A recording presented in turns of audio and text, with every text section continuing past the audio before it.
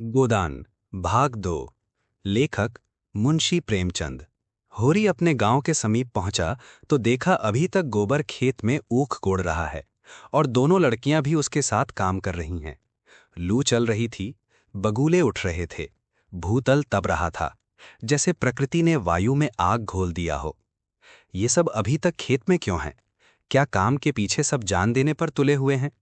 वो खेत की ओर चला और दूर से ही चिल्लाकर बोला, आता क्यों नहीं गोबर? क्या काम ही करता रहेगा? दोपहर ढल गया, कुछ सूझता है कि नहीं?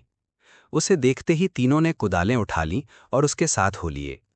गोबर सांवला, लंबा, एक गहरा युवक था, जिसे इस काम से रुचि न मालूम होती थी। प्रसन्नता की जगह मुख पर असंतोष और विद्रोह था। वो इसलिए काम में लगा हुआ था कि वो दिखाना चाहता था उसे खाने पीने की कोई फिक्र नहीं है। बड़ी लड़की सोना लज्जाशील कुमारी थी, सांवली, सुडौल, प्रसन्न और चपल। गाढ़े की लाल साड़ी, जिसे वो घुटनों से मोड़कर कमर में बांधी हुए थी, उसके हल्के शरीर पर कुछ लदी हुई सी थी और उसे प्रौढ़ता की गरिमा दे रही थी। छोटी रूपा 5-6 साल की छोकरी थी, मैली, सिर पर बालों का एक घोंसला सा बना हुआ, एक लंगोटी कमर में बांधे, बहुत ही ढीठ और रोनी। रूपा ने होरी की टांगों में लिपटकर कहा, काका, देखो मैंने एक भी ढेला नहीं छोड़ा। बहन कहती है जा पेड़ तले बैठ। ढेले ना तोड़े जाएंगे काका तो मिट्टी कैसे बराबर होगी? होरी ने उसे गोद में उठाकर प्यार करते हुए कहा, तूने बहुत अच्छा किया बेटी, चल घर चलें। कुछ देर अपने विद्रोह को दबाए रखने के बाद गोबर बोला, ये तुम रोज रोज मालिकों की खुशामद करने क्यों जाते हो? बाकी ना चुके तो प्यादा आकर गालियां सुनाता है, बेगार देनी ही पड़ती है। नजर नजराना सब तो हमसे भराया जाता है, फिर किसी की क्यों सलामी करो? ये समय यही भाव होरी के मन में भी आ रहे थे, लेकिन लड़के के इस विद्रोह भाव को दबाना जरूरी था। बोला, सलामी करने ना जाऊं तो रहूं कहां? भगवान ने जब गुलाम बना दिया है तो अपना क्या बस है? ये इसी सलामी की बरकत है कि द्वार पर मड़ैया डाल ली और किसी ने कुछ नहीं कहा। घूरे ने द्वार पर खूंटा गाड़ा था, जिस पर कारिंदों ने 2 रुपए डांड ले लिए थे। तलैया से कितनी मिट्टी हमने खोदी, कारिंदे ने कुछ नहीं कहा। दूसरा खोदे तो नजर देनी पड़े। अपने मतलब के लिए सलामी करने जाता हूं, पैर में सनीचर नहीं है और ना सलामी करने में कोई बड़ा सुख मिलता है। घंटों खड़े रहो तब जाके मालिक को खबर होती है। कभी बाहर निकलते हैं, कभी कहला देते हैं कि फुर्सत नहीं है। गोबर ने कटाक्ष किया, बड़े आदमियों की हाँ में हाँ मिलाने में कुछ ना कुछ आनंद तो मिलता ही है, नहीं लोग मेंबरी के लिए क्यों खड़े हों? जब सिर पर पड़ेगी तब मालूम होगा बेटा, अभी जो चाहे कह लो। पहले मैं भी यही सब बातें सोचा करता था, पर अब मालूम हुआ कि हमारी गर्दन दूसरों के पैरों के नीचे दबी हुई है, अकड़कर हिनद्दा नहीं हो सकता। पिता पर अपना क्रोध उतारकर गोबर कुछ शांत हो गया और चुपचाप चलने लगा। सोना ने देखा रूपा बाप की गोद में चढ़ी बैठी है तो ईर्ष्या दबी। उसे डांटकर बोली, अब गोद से उतरकर पांव पांव क्यों नहीं चलती? क्या पांव टूट गए हैं? रूपा ने बाप की गर्दन में हाथ डालकर ढिठाई से कहा, न उतरेंगे जाओ। काका, बहन हमको रोज चढ़ाती है कि तू रूपा है मैं सोना हूं, मेरा नाम कुछ और रख दो। होरी ने सोना को बनावटी रोष से देखकर कहा, तू इसे क्यों चढ़ाती है सोनिया? सोना तो देखने को है, हिनब्बा तो रूपा से होता है। रूपा ना हो तो रुपए कहाँ से बने बता? सोना ने अपने पक्ष का समर्थन किया। सोना ना हो तो मोहर कहाँ से बने, नथुनिया कहाँ से आए, कंठा कैसे बने? गोबर भी इस विनोद में विवाद में शरीक हो गया। रूपा से बोला, तू कह दे कि सोना तो सूखी पत्ती की तरह पीला है, रूपा तो उजला होता है जैसे सूरज। सोना बोली, शादी ब्याह में पीली साड़ी पहनी जाती है, उजली साड़ी कोई नहीं पहनता। रूपा इस दलील से परास्त हो गई। गोबर और होरी की कोई दलील इसके सामने न ठहर सकी। उसने क्षुब्ध आंखों से होरी को देखा। होरी को एक नई युक्ति सूझ गई। बोला, सोना बड़े आदमियों के लिए है, हम गरीबों के लिए तो रूपा ही है। जैसे जौ को राजा कहते हैं, गेहूं को चमार, इसलिए ना कि गेहूं बड़े आदमी खाते हैं, जौ हम लोग खाते हैं। सोना के पास इस सबल युक्ति का कोई जवाब ना था। परास्त होकर बोली, तुम सब जने एक और हो गए, नहीं रुपैया को रुलाकर छोड़ती। रूपा ने उंगली मटकाकर कहा, ए राम सोना चमार, ए राम सोना चमार। इस विजय का उसे इतना आनंद हुआ कि बाप की गोद में रह ना सकी, जमीन पर कूद पड़ी और उछल उछल कर यही रट लगाने लगी, रूपा राजा सोना चमार, रूपा राजा, सोना चमार। ये लोग घर पहुंचे तो धुनिया द्वार पर खड़ी इनकी बाट जो रही थी। रुष्ट होकर बोली, आज इतनी देर क्यों की गोबर? काम के पीछे कोई प्राण थोड़े ही दे देता है। फिर पति से गदगद होकर कहा, तुम भी वहां से कमाई करके लौटे तो खेत में पहुंच गए। खेत कहीं भागा जाता था। द्वार पर कुआं था। होरी और गोबर ने एक एक कलसा सिर पर उंडेला, रूपा को नहलाया और भोजन करने गए। जौ की रोटियां थीं, पर गेहूं जैसी सफेद और चिकनी। अरहर की दाल थी जिसमें कच्चे आम पड़े हुए थे। रूपा बाप की थाली में खाने बैठी। सोना ने उसे ईर्ष्या भरी आंखों से देखा, मानो कह रही थी, वाह रे दुलार। धुनिया ने पूछा, मालिक से क्या बातचीत हुई? होरी ने लोटा भर पानी चढ़ाते हुए कहा, यही तहसील वसूल की बात थी और क्या। हम लोग समझते हैं बड़े आदमी बहुत सुखी होंगे, लेकिन सच पूछो तो वो हमसे भी ज्यादा दुखी हैं। हमें अपने पेट की ही चिंता है, उन्हें हजारों चिंताएं घेरे रहती हैं। गोबर ने व्यंग किया, तो फिर अपना इलाका हमें क्यों नहीं दे देते? हम अपने खेत, बैल, हल, कुदाल सब उन्हें देने को तैयार हैं। करेंगे बदला। ये सब ढूत विद्या है, नरी मोटर मर्दी। जिसे दुख होता है वो दर्जनों मोटरें नहीं रखता, महलों में न रहता है, हलवा पूरी नहीं खाता, न राजरंग में लिप्त रहता है। मजे से राज का सुख भोग रहे हैं, उस पर दुखी हैं। होरी ने झुंझलाकर कहा, अब तुमसे बहस कौन करे भाई? जायदाद किसी से छोड़ी जाती है कि वही छोड़ देंगे? हम ही को खेती से क्या मिलता है? एक आने नफरी की मजदूरी भी तो नहीं पड़ती। जो 10 रुपए महीने का नौकर है वो भी हमसे अच्छा खाता पहनता है, लेकिन खेतों को छोड़ा तो नहीं जाता। खेती छोड़ दें तो और करें क्या? नौकरी कहीं मिलती नहीं, फिर मर्जाद भी तो पालना ही पड़ता है। खेती में जो मर्जाद है वो नौकरी में तो नहीं है। इसी तरह जमींदारों का भी हाल समझ लो। उनकी जान को भी तो सैकड़ों रोग लगे हुए हैं। हाकिमों को रसद पहुंचाओ, उनकी सलामी करो, अमलों को खुश करो। तारीख पर मालगुजारी ना चुका दें तो हवालात हो जाए, कुड़की आ जाए। हमें तो कोई हवालात नहीं ले जाता, 2-4 गालियां घुड़कियां ही तो मिलकर रह जाती हैं। गोबर ने प्रतिवाद किया, ये सब कहने की बातें हैं। हम लोग दाने दाने को मोहताज हैं, देह पर साबुत कपड़े नहीं हैं। चोटी का पसीना एड़ी तक आता है, तब भी गुजरना होता। उन्हें क्या, मजे से गद्दी मसनद लगाए बैठे हैं। सैकड़ों नौकर चाकर हैं, हजारों आदमियों पर हुकूमत है। रुपए ना जमा होते हों, पर सुख तो सभी तरह का भोगते हैं। धन लेकर आदमी और क्या करता है? तुम्हारी समझ में म और व बराबर हैं? भगवान ने तो सबको बराबर ही बनाया है। ये बात नहीं है बेटा, छोटे बड़े भगवान के घर से बनकर आते हैं। संपत्ति बड़ी तपस्या से मिलती है। उन्होंने पूर्व जन्म में जैसे कर्म किए हैं उनका आनंद भोग रहे हैं। हमने कुछ नहीं संचा तो भोगें क्या? ये सब मन को समझाने की बातें हैं। भगवान सबको बराबर बनाते हैं। यहाँ जिसके हाथ में लाठी है वो गरीबों को कुचलकर बड़ा आदमी बन जाता है। ये तुम्हारा भरम है। मालिक आज भी 4 घंटे रोज भगवान का भजन करते हैं। किसके बल पर यह भजन भाव और दान धर्म होता है? अपने बल पर नहीं, किसानों के बल पर और मजदूरों के बल पर। ये पाप का धन पचे कैसे? इसीलिए दान धर्म करना पड़ता है। भगवान का भजन भी इसीलिए होता है। भूखे नंगे रहकर भगवान का भजन करें तो हम भी देखें। हमें कोई 2 जून खाने को दे तो हम 8 पहर भगवान का जाप ही करते रहें। एक दिन खेत में ऊख गोड़ना पड़े तो सारी भक्ति भूल जाए। होरी ने हार कर कहा, अब तुम्हारे मुंह कौन लगे भाई? तुम तो भगवान की लीला में भी टांग अड़ाते हो। तीसरे पहर गोबर कुदाल लेकर चला तो होरी ने कहा, जरा ठहर जाओ बेटा, हम भी चलते हैं। तब तक थोड़ा सा भूसा निकाल कर रख दो, मैंने भोला को देने को कहा है। बेचारा आजकल बहुत तंग है। गोबर ने अवज्ञा भरी आंखों से देखकर कहा, हमारे पास बेचने को भूसा नहीं है। बेचता नहीं हूं भाई, यूं ही दे रहा हूं। वो संकट में है, उसकी मदद तो करनी ही पड़ेगी। हमें तो उन्होंने कभी एक गाय नहीं दे दी। दे तो रहा था, पर हमने ली ही नहीं। धनिया मटक कर बोली, गाय नहीं वो दे रहा था, इन्हें गाय दे देगा? आंख में अंजन लगाने को प्रभि चिल्लू भर दूध तो भेजा नहीं, गाय देगा?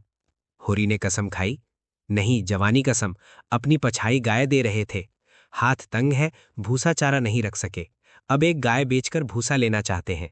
मैंने सोचा संकट में पड़े आदमी की गाय क्या लूंगा, थोड़ा सा भूसा दिए देता हूं, कुछ रुपए हाथ आ जाएंगे तो गाय ले लूंगा, थोड़ा थोड़ा करके चुका दूंगा। 80 रुपए की है, मगर ऐसी कि आदमी देखता रहे। गोबर ने आड़े हाथों लिया, तुम्हारा यही धर्मात्मपन तो तुम्हारी दुर्गत कर रहा है। साफ साफ तो बात है, 80 रुपए की गाय है, हमसे 20 रुपए का भूसा ले लें और गाय हमें दे दें।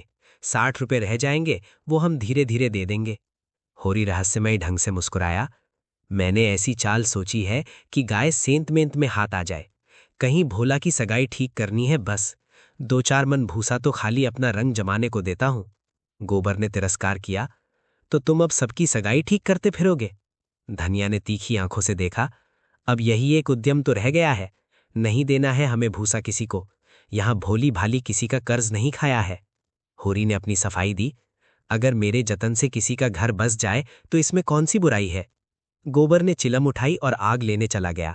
उसे ये झमेला बिल्कुल नहीं भाता था। धनिया ने सिर हिलाकर कहा, जो उनका घर बसाएगा वो 80 रुपए की गाय लेकर चुप ना होगा, एक थैली गिनवाएगा। होरी ने पुचकारा दिया, ये मैं जानता हूं, लेकिन उनकी भलीमनसी को भी तो देखो। मुझसे जब मिलता है तेरा बखान ही करता है। ऐसी लक्ष्मी है, ऐसी सलीकेदार है। धनिया के मुख पर स्निग्धता झलक पड़ी। मन भाए मुंडिया हिलाने वाले भाव से बोली, मैं उनके बखान की भूखी नहीं हूं, अपना बखान धरे रहें। होरी ने स्नेहभरी मुस्कान के साथ कहा, मैंने तो कह दिया भैया, वो नाक पर मक्खी भी नहीं बैठने देती, गालियों से बात करती है, लेकिन वो यही कह जाए कि वो औरत नहीं, लक्ष्मी है। बात यह है कि उसकी घरवाली जबान की बड़ी तेज थी। बेचारा उसके डर के मारे भागा भागा फिरता था। कहता था, जिस दिन तुम्हारी घरवाली का मुंह सबेरे देख लेता हूं, उस दिन कुछ न कुछ जरूर हाथ लगता है। मैंने कहा, तुम्हारे हाथ लगता होगा, यहां तो रोज देखते हैं, कभी पैसे से भेंट नहीं होती। तुम्हारे भाग्य ही खोटे हैं तो मैं क्या करूं? लगा अपनी घरवाली की बुराई करने। भिखारी को भीख तक नहीं देती थी, झाड़ू लेकर मारने दौड़ती थी। लालचिन ऐसी थी कि नमक तक दूसरों के घर से मांग लाती थी। मरने पर किसी की क्या बुराई करूं, मुझे देखकर जल उठती थी। भोला बड़ा गमखोर था कि उसके साथ निभा कर दिया। दूसरा होता तो जहर खाकर मर जाता। मुझसे 10 साल बड़े होंगे भोला, पर राम राम पहले ही करते हैं। तो क्या कहते थे कि जिस दिन तुम्हारी घरवाली का मुंह देख लेता हूं तो क्या होता है? उस दिन भगवान कहीं ना कहीं से कुछ भेज देते हैं। बहुएं भी तो वैसी ही चटोले नहीं हैं। अब के सबों ने 2 रुपए के खरबूजे उधार खा डाले। उधार मिल जाए फिर उन्हें चिंता नहीं होती कि देना पड़ेगा या नहीं। और भोला रोते काहे को है? गोबर आकर बोला, भोला दादा आ पहुंचे। मन 2 मन भूसा हैरू, वो उन्हें दे दो, फिर उनकी सगाई ढूंढने निकलो। धनिया ने समझाया, आदमी द्वार पर बैठा है, उसके लिए खाट वाट तो डाल नहीं दी, ऊपर से लगे भुनभुनाने। कुछ तो भली मनसी सीखो। कलसा ले जाओ, पानी भरकर रख दो, हाथ मुंह धोए, कुछ रसपानी पिला दो। मुसीबत में ही आदमी दूसरों के सामने हाथ फैलाता है। होरी बोला, रस वस का काम नहीं है, कौन कोई पावने हैं? धनिया बिगड़ी, पावने और कैसे होते हैं? रोज रोज तो तुम्हारे द्वार पर नहीं आते। इतनी दूर से धूप घाम में आए हैं, प्यास लगी ही होगी। रुपया, डेग डब्बे में तमाखू है कि नहीं? गोबर के मारे काहे को बची होगी? दौड़कर 1 पैसे का तमाखू स्वाइन की दुकान से ले आ। भोला की आज जितनी खातिर हुई और कभी ना हुई होगी। गोबर ने खाद डाल दी, सोना रस घोल लाई, रूपा तमाखू भर लाई। धनिया द्वार कर किवाड़ की आड़ में खड़ी अपने कानों से अपना बखान सुनने के लिए अधीर हो रही थी। भोला ने चिलम हाथ में लेकर कहा, अच्छी घरनी घर में आ जाए तो समझ लो लक्ष्मी आ गई। वही जानती है छोटे बड़े का आदर सत्कार कैसे करना चाहिए। धनिया के हृदय में उल्लास का कंपन हो रहा था। चिंता और निराशा और अभाव से आहत आत्मा इन शब्दों में कोमल शीतल स्पर्श का अनुभव कर रही थी। होरी जब भोला का खांचा उठाकर भूसा लाने अंदर चला तो धनिया भी पीछे पीछे चली। होरी ने कहा, जाने कहां से इतना बड़ा खांचा मिल गया, किसी भड़भूजे से मांग लिया होगा। मन भर से कम में न भरेगा, 2 खांचे भी दिए तो 2 मन निकल जाएंगे। धनिया फूली हुई थी, मलामत की आंखों से देखती हुई बोली, या तो किसी को न्योता न दो और दो तो भरपेट खिलाओ। तुम्हारे पास फूल पत्र लेने थोड़े ही आए थे कि चुंगेरी लेकर चलते। देते ही हो तो 3 खांचे दे दो। भला आदमी लड़कों को क्यों नहीं लाया? अकेले कहाँ तक ढोएगा, जान निकल जाएगी। 3 खांचे तो मेरे दिए ना दिए जाएंगे। तब क्या 1 खांचा देकर टालोगे? गोबर से कह दो अपना खांचा भरकर उनके साथ चला जाए। गोबर ऊख गोड़ने जा रहा है। एक दिन न गोड़ने से ऊख न सूख जाएगी। ये तो उनका काम था कि किसी को अपने साथ ले लेते। भगवान के दिए 2-2 बेटे हैं। ना होंगे घर पर, दूध लेकर बाजार गए होंगे। ये तो अच्छी दिलगिरी है कि अपना माल भी दो और उसे घर तक पहुंचा भी दो। लाद दे, लदा दे और लादने वाला साथ कर दे। अच्छा भाई, कोई मत जाओ, मैं पहुंचा दूंगी। बड़ों की सेवा करने में लाज ना है। और 3 खांचे उन्हें दे दूं तो अपने बैल क्या खाएंगे? ये सब तो न्योता देने के पहले ही सोच लेना था। ना हो तुम और गोबर दोनों जने चले जाओ। मुरव्वत मुरव्वत की तरह की जाती है, अपना घर उठाकर नहीं दे दिया जाता। अभी जमींदार का प्यादा आ जाए तो अपने सिर पर भूसा लाद कर पहुंचाओगे तुम, तुम्हारा लड़का लड़की सब, और वहां शायद मन दो मन लकड़ी भी फाड़नी पड़ेगी। जमींदार की बात और है। हाँ, वो डंडे के जोर से काम लेता है। उसके खेत नहीं जोतते। खेत जोतते हैं तो लगान नहीं देते। अच्छा भाई, जान न खा, हम दोनों चले जाएंगे। कहाँ से कहाँ मैंने इन्हें भूसा देने को कह दिया।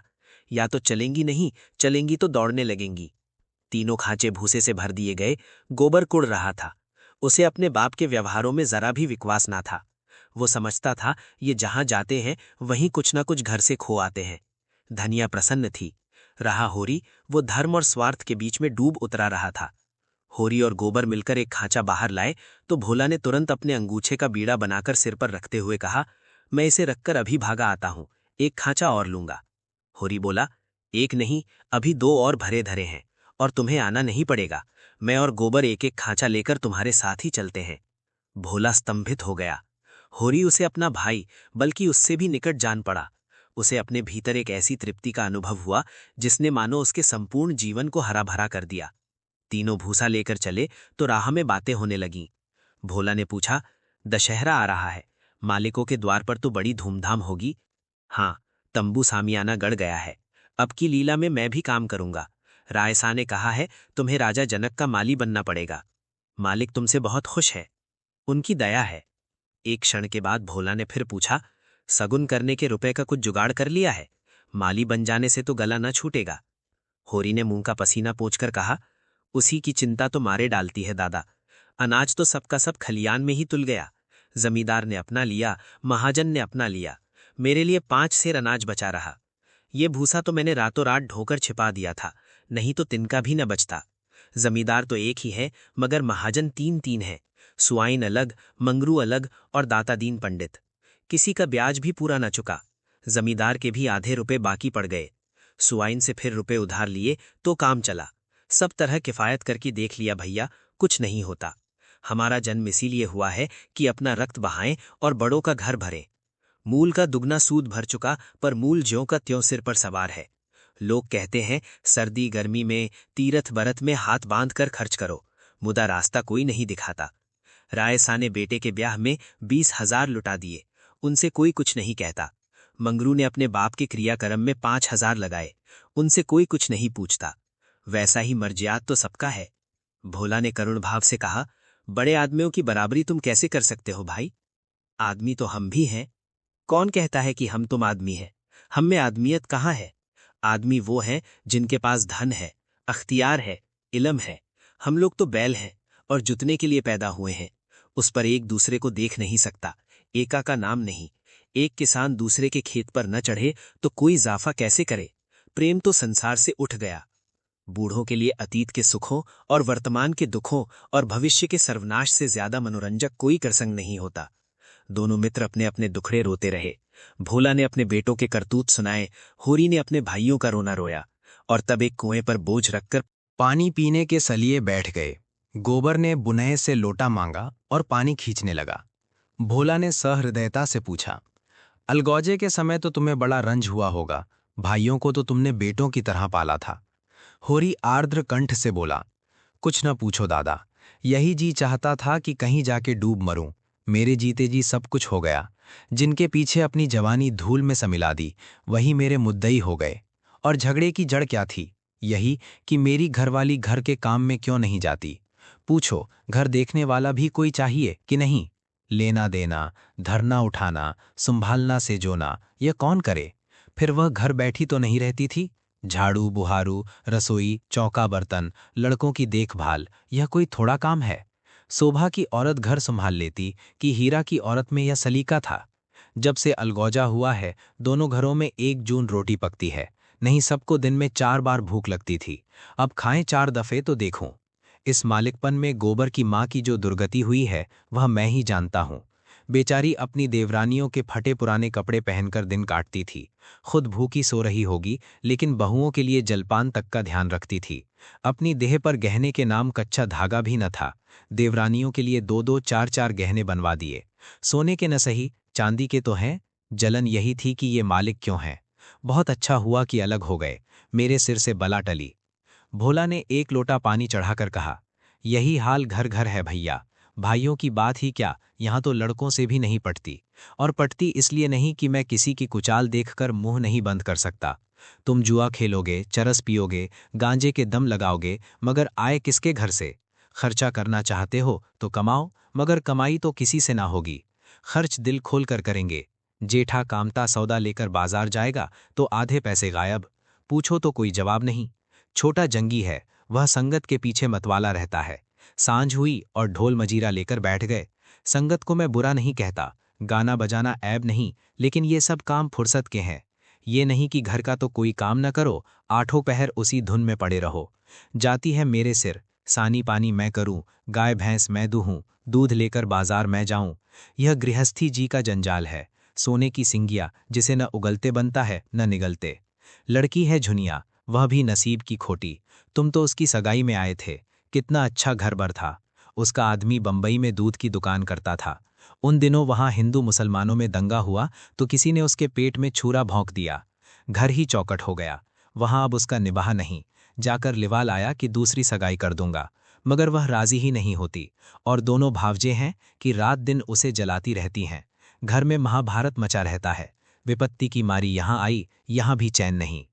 इन्हीं दुखड़ों में रास्ता कट गया। भोला का पुरवा था तो छोटा, मगर बहुत गुलजार। अधिकतर अहीर ही बसते थे, और किसानों के देखते इनकी दशा बहुत बुरी न थी। भोला गांव का मुखिया था। द्वार पर बड़ी सी चरनी थी, जिस पर 10-12 गायें भैंसें खड़ी सानी खा रही थीं। ओसारे में एक बड़ा सा तख्त पड़ा था, जो शायद 10 आदमियों से भी न उठता। किसी खूंटी पर ढोलक लटक रही थी, किसी पर मजीरा। एक ताक पर कोई पुस्तक बस्ते में बंधी रखी हुई थी, जो शायद रामायण हो। दोनों बहुएं सामने बैठी गोबर पात रही थीं और झुनिया चौखट पर खड़ी थी। उसकी आंखें लाल थीं और नाक के सिरे पर भी सुखरी अण थी। मालूम होता था अभी रोकर उठी है। उसके मासल स्वस्थ सुगठित अंगों में मानो यौवन लहर मार रहा था। मुंह बड़ा और गोल था, कपोल फूले हुए, आंखें छोटी और भीतर धसी हुईं, माथा पतला, पर वक्ष का उभार और गात का वही गुदगुदापन आंखों को खींचता था। उस पर छपी हुई गुलाबी साड़ी उसे और भी शोभा प्रदान कर रही थी। भोला को देखते ही उसने लपक कर उनके सर से खांचा उतरवाया। भोला ने गोबर और होरी के खांचे उतरवाए और झुनिया से बोले, पहले एक चिलम भर ला, फिर थोड़ा सा रस बना ले, पानी न हो तो गगरा ला, मैं खींच दूं। होरी महतो को पहचानती है ना? फिर होरी से बोला, घरनी के बिना घर नहीं रहता भैया। पुरानी कहावत है, नाटन खेती बुरैयन घर। नाटे बैल क्या खेती करेंगे और बहुएं क्या घर संभालेंगी। जब से इसकी माँ मरी है जैसे घर की बरकत ही उठ गई है। आटा पाथ लेती हैं, पर गृहस्थी चलाना क्या जाने। हाँ, मुंह चलाना खूब जानती हैं। लौंडे कहीं फड़ पर जमे होंगे, सब के सब आलसी हैं, कामचोर। जब तक जीता हूं इनके पीछे मरता हूं, मर जाऊंगा तो आप सिर पर हाथ धर कर रोएंगे। लड़की भी वैसी ही है, छोटा सा अड़ौना भी करेगी तो भुन भुना कर। मैं तो सह लेता हूं, खसम थोड़े ही सहेगा। झुनिया एक हाथ में भरी हुई चिलम, दूसरे में लोटे का रस लिए बड़ी फुर्तीले से आ पहुंची। फिर रस्सी और कलसा लेकर पानी भरने चली। गोबर ने उसके हाथ से कलसा लेने के लिए हाथ बढ़ाकर झेपते हुए कहा, तुम रहने दो, मैं भरे लाता हूं। झुनिया ने कलसा न दिया। कुएं के जगत पर जाकर मुस्कुराती हुई बोली, तुम हमारे मेहमान हो, कहोगे एक लोटा पानी भी किसी ने नहीं दिया। मेहमान काहे से हो गया, तुम्हारा पड़ोसी ही तो हूं। पड़ोसी साल भर में एक बार भी सूरत न दिखाए तो मेहमान ही है। रोज रोज आने से मर्जाद भी तो नहीं रहती। झुनिया हंसकर तिरछी नजरों से देखती हुई बोली, वही मर्जाद तो दे रही हूं। महीने में एक बेर आओगे, ठंडा पानी दूंगी। 15वें दिन आओगे, चिलम पाओगे। 7वें दिन आओगे, खाली बैठने को माची दूंगी। रोज रोज आओगे, कुछ न पाओगे। दर्शन तो दोगी? दर्शन के लिए पूजा करनी पड़ेगी। यह कहते कहते जैसे उसे कोई भूली हुई बात याद आ गई। उसका मुंह उदास हो गया। वह विधवा है। उसके नारित्व के द्वार पर पहले उसका पति रक्षक बना बैठा रहता था। वह निश्चिंत थी। अब उस द्वार पर कोई रक्षक न था, इसलिए वह उस द्वार को सदैव बंद रखती है। कभी कभी घर के सूनेपन से उकताकर वह द्वार खोलती है, पर किसी को आते देखकर भयभीत होकर दोनों पट भेड़ लेती है। गोबर ने कलसा भरकर निकाला। सबों ने रस पिया और एक चिलम तमाकू और पीकर लौटे। भोला ने कहा, कल तुम आकर गाय ले जाना गोबर, इस वक्त तो सानी खा रही है। गोबर की आंखें उसी गाय पर लगी हुई थीं और मन ही मन वह मुग्ध हुआ जाता था। गाय इतनी सुंदर और सुडौल है, इसकी उसने कल्पना भी न की थी। होरी ने लोभ को रोक कर कहा, मंगवा लूंगा, जल्दी क्या है? तुम्हें जल्दी ना हो, हमें तो जल्दी है। उसे द्वार पर देखकर तुम्हें वह बात याद रहेगी। उसकी मुझे बड़ी फिक्र है दादा। तो कल गोबर को भेज देना। दोनों ने अपने अपने खांचे सिर पर रखे और आगे बढ़े। दोनों इतने प्रसन्न थे मानो ब्याह करके लौटे हों। होरी को तो अपनी चिर संचित अभिलाषा के पूरे होने का हर्ष था, वो भी बिना पैसे के। गोबर को इससे भी बहुमूल्य वस्तु मिल गई थी। उसके मन में अभिलाषा जाग उठी थी। अवसर पाकर उसने पीछे की तरफ देखा। झुनिया द्वार पर खड़ी थी, मन आशा की भांति अधीर चंचल।